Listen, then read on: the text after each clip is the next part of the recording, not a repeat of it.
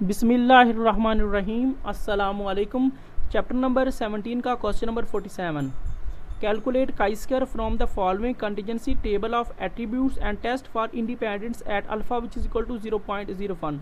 यानी level of significance की value 0.01 है। एट्रीब्यूट्स में हमारे पास B1 की रोज़ की सूरत में 3 वैल्यूज़ हैं और B2 की भी रोज़ की सूरत में 3 वैल्यूज़ है और B3 की भी हमारे पास रोज़ की सूरत में 3 वैल्यूज़ है। इसी तरह A1 की कॉलम की सूरत में 3 वैल्यूज़ है, A2 की भी कॉलम की सूरत में 3 वैल्यूज़ है और A3 की भी कॉलम की सूरत में 3 वैल्यूज़ है। ये बेसिकली जो आपके पास 9 वैल्यूज़ है ये आपकी ऑब्जर्व्ड वैल्यू है जिसको हम O से डिनोट करते हैं, और जो एक्सेप्टेड वैल्यू जिसको हम E से डिनोट करते हैं वो हम खुद फाइंड करेंगे। वो हम कैसे फाइंड करेंगे? आपने कॉलम की सूरत में भी इसको ऐड करना है A1, A2 और A3 को, और रोज़ की सूरत में B1, B2 और B3 की वैल्यूज़ को ऐड करना है। तो इसके सॉल्यूशन को यूज़ करते हुए हम अपनी एक्सेप्टेड वैल्यू फाइंड करेंगे। अब हम आते हैं इसके सॉल्यूशन की तरफ। तो H0 के लिए हमारे पास कोई कंडीशन गिवन नहीं है, तो हम लिखेंगे H0 में the 2 variables of classifications are independent. Second step है H1, ये होता है H0 का अल्टरनेटिव। इसमें हम लिखेंगे the 2 variables of classifications are not independent. Second step है लेवल ऑफ सिग्निफिकेंस। तो इस क्वेश्चन में हमारे पास गिवन था alpha which is equal to 0.01। Third step है टेस्ट स्टैटिस्टिक्स। काई स्क्वायर नीचे सी है, यानी कि chi square calculated which is equal to summation I से 1 R तक और समेशन J से 1 C तक। R मीन नंबर ऑफ रोज और C मीन के आपके नंबर्स ऑफ कॉलम्स। अब हमने I से 1 R तक और J से 1 C तक क्यों लिया है? इसकी रीज़न ये है कि हमारे पास ये जो क्वेश्चंस है इसमें जो टेबल गिवन है वो रोज़ और कॉलम की सूरत में है। नेक्स्ट है OIJ माइनस EIJ का square over EIJ। O mean के ऑब्जर्व्ड वैल्यू और E मीन के आपकी एक्सेप्टेड वैल्यू। नीचे लिखा है D.F यानी कि आपकी डिग्री ऑफ फ्रीडम। तो काई स्क्वायर डिस्ट्रीब्यूशन के लिए जब आपके पास टेबल रोज़ और कॉलम की सूरत में हो तो आपकी डिग्री ऑफ फ्रीडम बनेगी R-1 और C-1।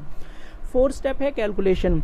तो कैलकुलेशन जो हमने करनी है वो हमने पहले जो बुक के ऊपर एक टेबल गिवन था ऑब्जर्व्ड वैल्यू का, उसी को माइंड में रखते हुए उसका पहले सॉल्यूशन फाइंड करना है, फिर हमने इसकी एक्सेप्टेड वैल्यू फाइंड करनी है। अब मैं आपको बुक की तरफ लेके आता हूँ। ये आपको नज़र आ रहा A1, इसमें 3 वैल्यूज़ थी, मैंने इसको ऐड किया तो मेरे पास A1 की वैल्यू बन गई 350। ये आपका A2 नज़र आ रहा है, इसकी 3 वैल्यूज़, इसको मैंने ऐड किया तो इसकी मेरे पास वैल्यू आ गई 370। नेक्स्ट मेरे पास है A3 का कॉलम, इसमें मेरे पास 3 वैल्यूज़, इसको मैंने ऐड किया तो इसकी मेरे पास वैल्यू आ गई 280। B1 की 3 वैल्यूज़ थी, इसको मैंने ऐड किया तो मेरे पास वैल्यू आई 70। B2 की 3 वैल्यूज़ को मैंने ऐड किया तो इसकी मेरे पास वैल्यू आ गई 700। B3 की 3 वैल्यूज़ को मैंने ऐड किया तो इसकी मेरे पास वैल्यू आ गई 230। अब ये मेरे पास जो वैल्यूज़ आई हैं इसको ऐड करने से, इसी को यूज़ करते हुए मैंने ये जो आपको टेबल में 9 वैल्यूज़ नज़र आ रही है इसको फाइंड किया। अब कैसे फाइंड किया इसके बारे में मैं आपको बताता हूँ। A1 की वैल्यूज़ को मुकम्मल करने के लिए आपने 350 को मल्टीप्लाई करना है इसे 70 से और डिवाइड करना है 1000 के ऊपर, तो ये आपकी फर्स्ट वैल्यू को आंसर आ जाएगा। दोबारा रिपीट कर रहा हूँ, A1 की कॉलम को आपने कंप्लीट करने के लिए A1 का सॉल्यूशन लेना है 350, इसको मल्टीप्लाई करना है 70 से और डिवाइड करना है 1000 के ऊपर। डिवाइड करने के बाद मल्टीप्लाई करने के बाद डिवाइड कीजिएगा तो इसकी आपके पास वैल्यू आएगी 24.5। अब आपने इसी 350 को मल्टीप्लाई करना है सेकंड से, जो आपके पास है 70, डिवाइड करना 1000 के ऊपर तो इसकी आपके पास वैल्यू आ जाएगी 245। अब आपने इस 350 को मल्टीप्लाई करना है 230 से और डिवाइड करना 1000 के ऊपर, तो ये आपके पास थर्ड वैल्यू का आंसर आएगा 80.5। अब A2 का आपने सॉल्यूशन लेना जो 370 है, इसको मल्टीप्लाई करना है 70 से और डिवाइड करना है 1000 के ऊपर, तो इसकी आपके पास वैल्यू बनेगी 25.9। अब आपने 370 को मल्टीप्लाई करना है 70 से और डिवाइड करना है 1000 के ऊपर, तो ये आपके पास सेकंड वैल्यू का आंसर आएगा 259।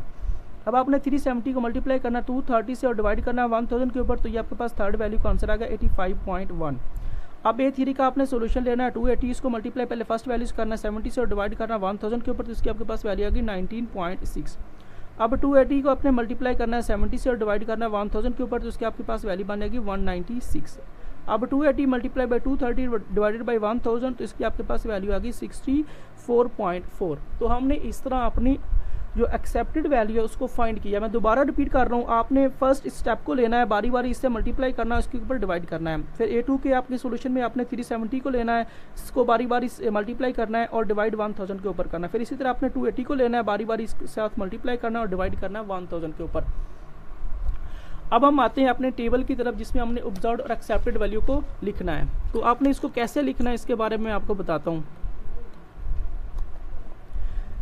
अगर आपने ओ की वैल्यू यानी ऑब्जर्व्ड वैल्यू जो आपके पास बुक के ऊपर गिवन थी, अगर आपने इस वैल्यूज़ को रोज़ की सूरत में लिखना है तो फिर आपकी ई की वैल्यू जो हमने अभी फाइंड की है तो इसको आपने भी फिर रोज़ की सूरत में लिखना है। अगर आपने इसको कॉलम की सूरत में लिखना है तो ई की वैल्यू को भी आपने कॉलम की सूरत में लिखना है, यानी आपने सेम मेथड यूज़ करना है।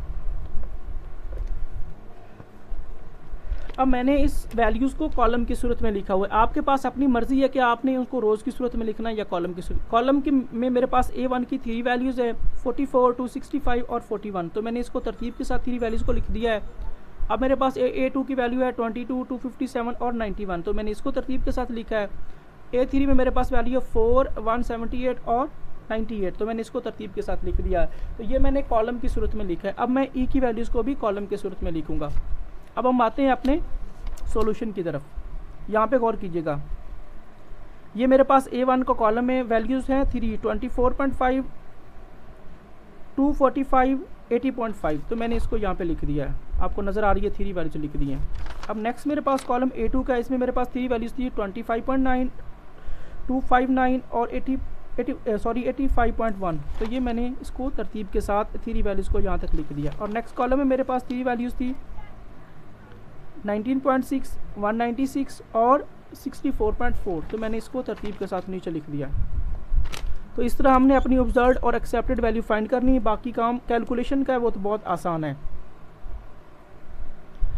अब नेक्स्ट मैंने कॉलम बनाया O माइनस ई। O माइनस ई मीन कि आपने O की हर वैल्यू में से E की वैल्यू को माइनस करना है, यानी 44 minus 24.5 which is equal to 19.5, 265 minus 245 which is equal to 20, 41 minus 80.5 which is equal to minus 39.5, 22 minus 25.9 which is equal to minus 3.9, 257 minus 259 which is equal to minus 291 minus 85.1 which is equal to 5.9, 4 minus 19.6 which is equal to minus 15.9, 178 minus 196 which is equal to minus 18, 98 minus 64.4 which is equal to 33.6। Next column है O minus ई का square. O minus ई के square का मतलब है कि आपने O minus ई की हर value का स्क्वायर लेना है, यानी 90.5 का स्क्वायर 380.25, 20 का स्क्वायर 400, माइनस 39.5 का स्क्वायर 1560.25, माइनस 3.9 का स्क्वायर 15.21, माइनस 2 का स्क्वायर 4, 5.9 का स्क्वायर 34.81, माइनस 15.9 का स्क्वायर 243.36, माइनस 18 का स्क्वायर 324, 33.6 का स्क्वायर 1128.96। नेक्स्ट कॉलम है O माइनस ई का स्क्वायर ओवर ई। O माइनस ई का स्क्वायर का मतलब है कि आपने O माइनस ई की वैल्यूज़ को ऊपर लिखना है और ई का मतलब है आपने ई की वैल्यूज़ को नीचे लिखना है। अब इसकी फर्स्ट वैल्यू है मेरे पास 380.25 डिवाइडेड बाई 24.5, तो इसकी मेरे पास वैल्यू आई 15.52। तो असल में यहाँ पे मैंने ज़ीरो लिखा, तो यहाँ पे मैं ज़ीरो लिखना भूल गया था, इस वजह से यहाँ पे मैंने ज़ीरो लगा दिया है।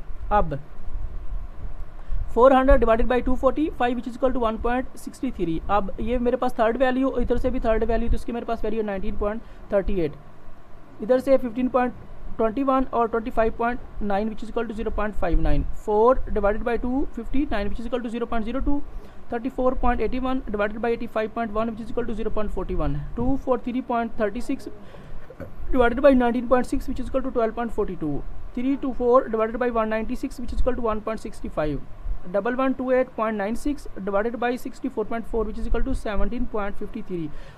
अब आप इन वैल्यूज़ को ऐड कीजिएगा तो आपके पास काई स्क्वायर कैलकुलेटर की वैल्यू आ जाएगी 69.15। यहाँ पे मैंने काई स्क्वायर कैलकुलेटर क्यों लिखा है, क्योंकि जो काई स्क्वायर कैलकुलेटर है वो बराबर होता है O माइनस ई का स्क्वायर ओवर ई के। 5 स्टेप है मेरे पास क्यूटी का रीजन। ये क्वेश्चन हम काई स्क्वायर डिस्ट्रीब्यूशन का कर रहे हैं, जिसमें हम लिखेंगे काई स्क्वायर कैलकुलेटर ग्रेटर है chi square alpha into new. Chi square calculator से मुराद है आपके काई स्क्वायर कैलकुलेटर की वैल्यू, अल्फा से मुराद है लेवल ऑफ सिग्निफिकेंस की वैल्यू, और इस न्यू से मुराद है आपकी डिग्री ऑफ फ्रीडम।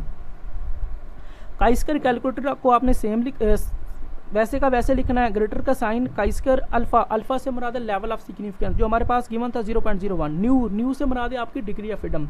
न्यू बराबर है R minus 1 C minus 1। R से मुराद है नंबर ऑफ रोज, तो इस क्वेश्चन में 3 रोज थे, साथ में -1। C से मुराद है नंबर ऑफ कॉलम, तो वो 3 है, यानी कि कॉलम 3 है, साथ में -1। 3 में से 1 बाकी 2, 3 में से 1 बाकी 2, 2 multiply by 2 which is equal to 4। तो अब आपने न्यू की जगह लिख देना है 4। अब काई स्क्वायर कैलकुलेटर की मेरे पास वैल्यू है 69.15 नेक्स्ट ये काइस्कर लिखा हुआ है, इस काइस्कर का मतलब है कि आपने काइस्कर डिस्ट्रीब्यूशन के टेबल में जाना है और 0.01 को 4 के टेबल में चेक करना है। अब हम आते हैं बुक की तरफ और 0.01 को 4 के टेबल में चेक करेंगे।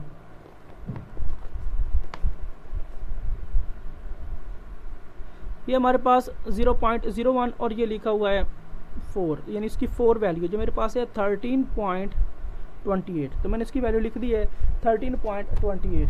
नेक्स्ट स्टेप है मेरे पास 6 कंक्लूजन, वो आपके इस स्टेप के ऊपर डिपेंड करता है। अगर आपकी काइस्कर कैलकुलेटर की वैल्यू बड़ी है, 7 वाली वैल्यू छोटी है, तो उसका मतलब होता है वी रिजेक्ट एच नॉट। लेकिन अगर काइस्कर कैलकुलेटर की वैल्यू छोटी हो, 7 वाली वैल्यू बड़ी हो, तो उसका मतलब होता है वी एक्सेप्ट एच नॉट। अब हमारी काइस्कर कैलकुलेटर की वैल्यू बड़ी है, 7 की वाली वैल्यू छोटी है, तो इसका मतलब है we reject H not. So we reject H not, हम एच नॉट को रिजेक्ट करते हैं। उसकी मैंने रीज़न भी लिखी है, because the value of chi square calculator, मेरे पास जो काइस्कर कैलकुलेटर की वैल्यू आई है is greater than chi square alpha into nu, वो काइस्कर अल्फा इनटू न्यू की इस वैल्यू से बड़ी आई है, जिसकी वजह से हम इसको रिजेक्ट करते हैं।